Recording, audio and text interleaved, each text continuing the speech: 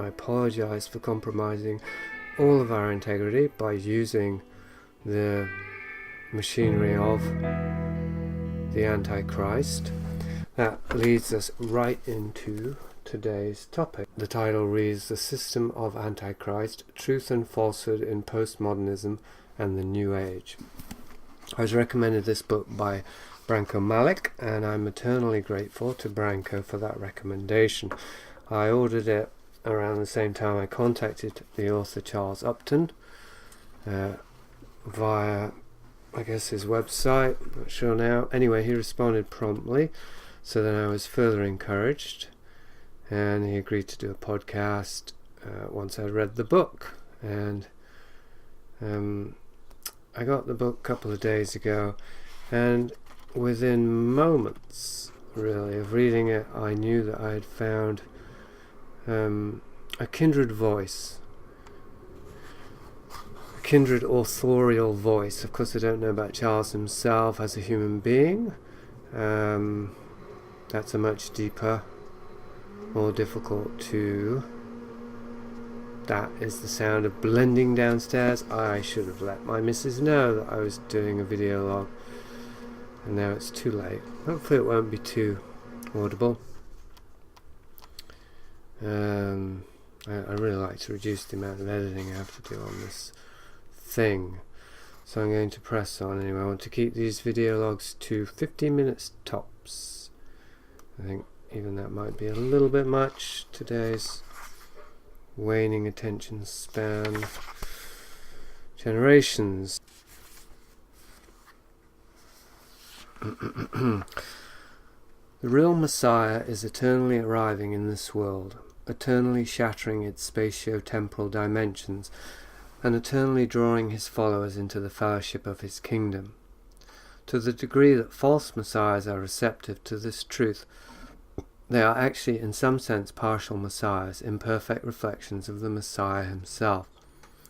But to the degree that they identify with their messianic role on the level of the ego, thereby pandering to the collective ego of their followers, and they always do, they are antichrists. Humanity, sunk in materialism, cannot be awakened from the nightmare of history without some form of historical hope. Yet this hope is always dashed. The revolution is co-opted. The Renaissance fades. The spiritual renewal inevitably becomes food for the literalization of the doctrine and the hardening of social and cultural lines. The spirit is always giving life. The letter is always dragging that life into the tomb of contingency, into time and history. The larger thesis, at least, that is compelling to me is that Upton seems to be looking at the same phenomenon or phenomena, both, that I've been looking at with Prisoner of Infinity, Vice of Kings, and I'd say all of my work, Seen and Not Seen, which is the nature of culture itself, the conspiracy of culture that is internalized,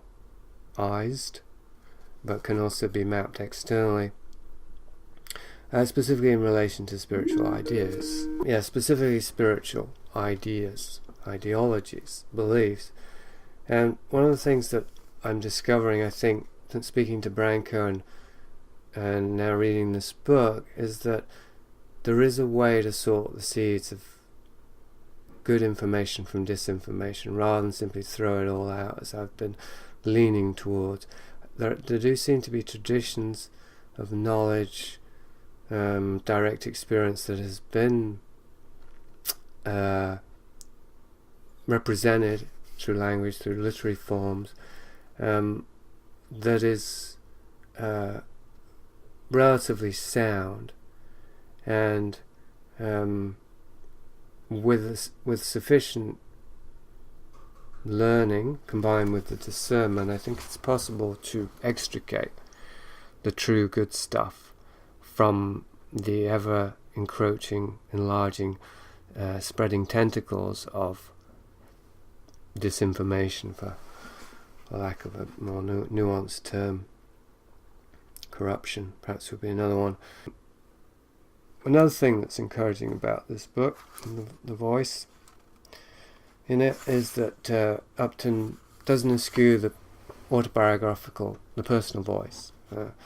He includes himself in the narrative so far and acknowledges his own involvement in the New Age movement and other spiritual, pseudo-metaphysical, whatever, not traditions even, trends of the 60s and after, including Castaneda and UFOs and stuff.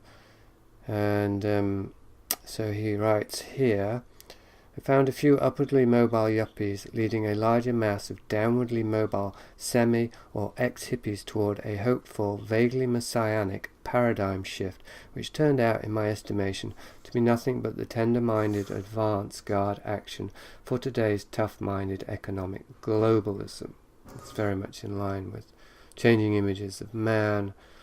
I mean, that's exactly a description of the apparent end and goal of changing images of man in terms of introducing spiritual values as a way to bring about an adaptive transformation, pseudo-transformation of economic models into the 21st century and the space age of transhumanism.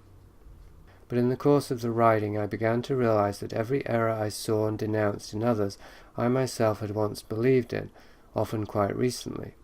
In some cases the act of writing itself ran up against living residues of errors I still didn't want to let go of and cast them out.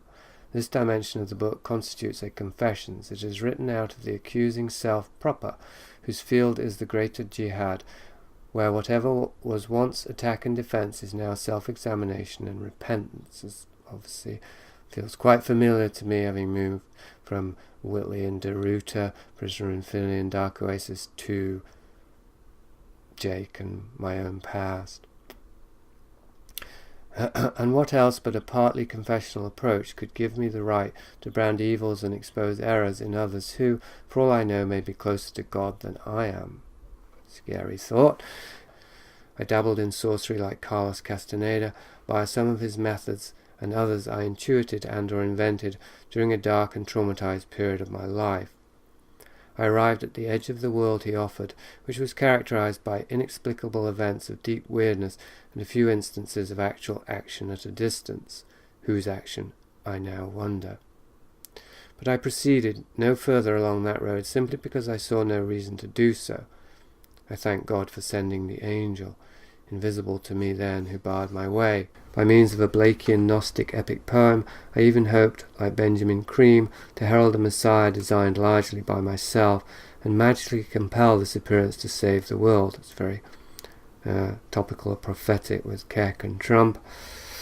Consequently, I am now compelled to chew nails writing about the Antichrist, because once, without knowing it, or at least without admitting it, I was among his servants. I'm going to end off there for now, because I do have things pulling on my attention, and that does seem a good point to end on, because it's a dead match for where I am currently sitting. A reformed Antichrist avatar. At least I knew it. I don't know, does that make it better or does it make it worse?